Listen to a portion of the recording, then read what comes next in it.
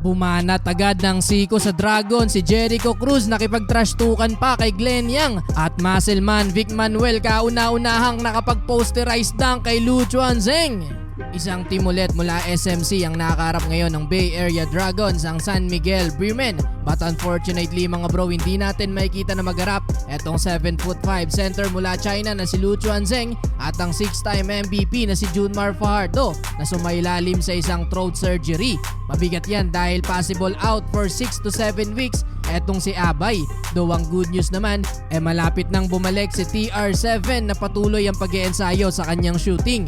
Well, opening quarter agad na nagalimaw ang import ng Dragons na si Andrew Nicholson. Nagtala agad to ng 10 points at 4 rebounds on 4 of 8 shooting sa field. Luging-lugi ang depensa ni Mo Tautua dahil kaya nitong tumira sa 3 points at mga raro sa ilalim. Maliban sa kanya, kumanade ng tig 7 points sa first quarter sila Blankley at Kobe Lam, habang sa Beermen, bokya pa si CJ Perez. Mas lalo pa silang nahirapan sa opensa nang ipasok na itong si Big Lou. Kahit import ng SMB mga bro, na-intimidate sa laki ni Lu Chuanzeng. 28-17 lamang ang guest team sa first quarter. Start of second quarter, isang magandang depensa ulit ang pinakita ni Lu Chuanzeng nang maabot pa nito ang tira ni Diamond Stone. Pero halos kakasimula pa lang ng quarter mga bro, etong si Jericho Cruz bumanat agad ng isa kay Kobe Lam nang sikuin nito ang batok ni Kobe. Literal na mainit si Cruz mga bro dahil nakatrastukan pa etong si Glenn Yang.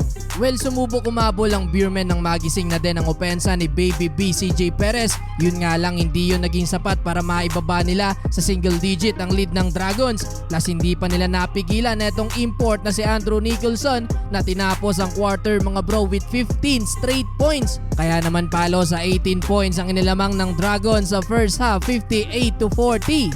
Entering of third quarter, hindi tulad nung kalaban ng Dragons ang Ginebra mga bro. Hindi nagawang makasabay ng Beermen sa rat ng opensa nitong guest team. Patuloy lang din silang minamama ng NBA veteran na si Andrew Nicholson, plus kulang pa sa effort sa depensa ang Beermen. Napakalalang 34% shooting sa field ang meron ng SMB sa third quarter. Wala din silang makuwang tulong mula kay Diamond Stone na meron lamang 11 points sa third quarter.